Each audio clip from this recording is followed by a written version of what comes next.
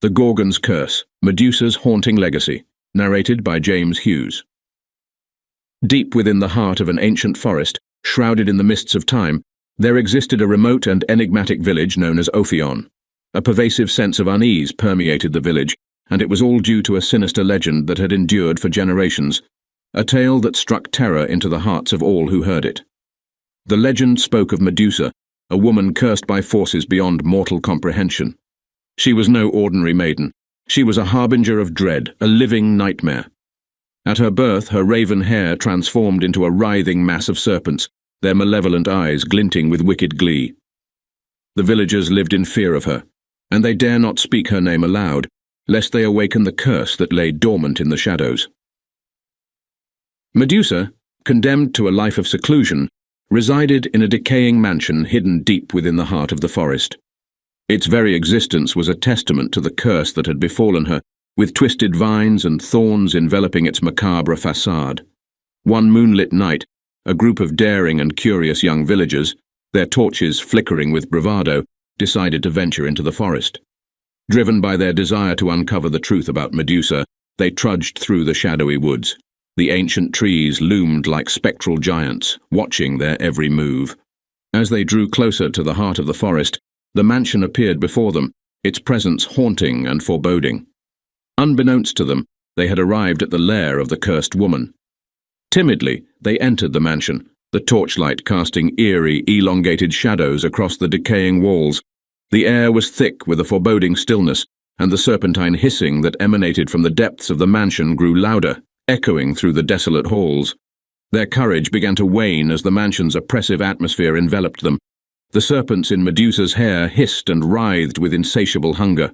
Panic welled up inside them, and as they quaked with fear, one of the young villagers, in a moment of vulnerability, gazed upon Medusa's face. A blood-curdling scream pierced the night as his very gaze turned him into a lifeless statue of stone. The remaining villagers, terror-stricken and disoriented, turned and fled the mansion, leaving their comrade behind. They bolted through the dark forest, their breathless sobs intermingling with the sinister hissing of Medusa's serpents. But she was unrelenting in her pursuit. One by one, the hapless villagers met their doom.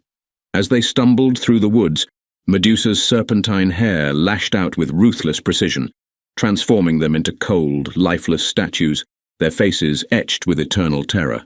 Dawn broke over the village of Ophion, revealing a grim and haunting landscape. The forest was now populated by a grotesque gallery of stone figures, each one a poignant reminder of the young adventurers who had dared to seek the truth about Medusa. The cursed mansion stood in eerie silence, a mausoleum of dread. The legend of Medusa, the Gorgon of Ophion, lived on as a dire cautionary tale, a story of a curse so potent that it could turn the bravest souls to stone.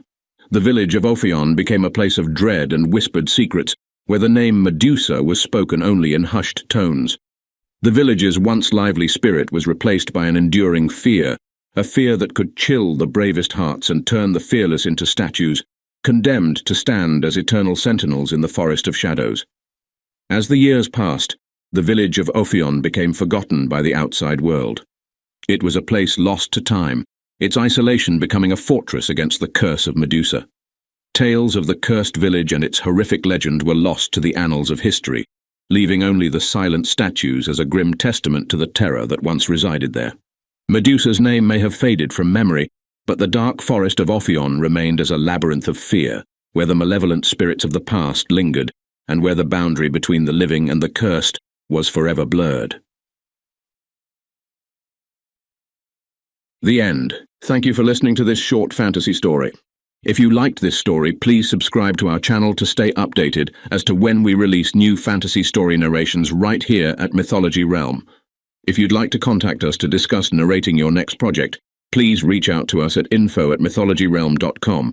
We can't wait to hear your story.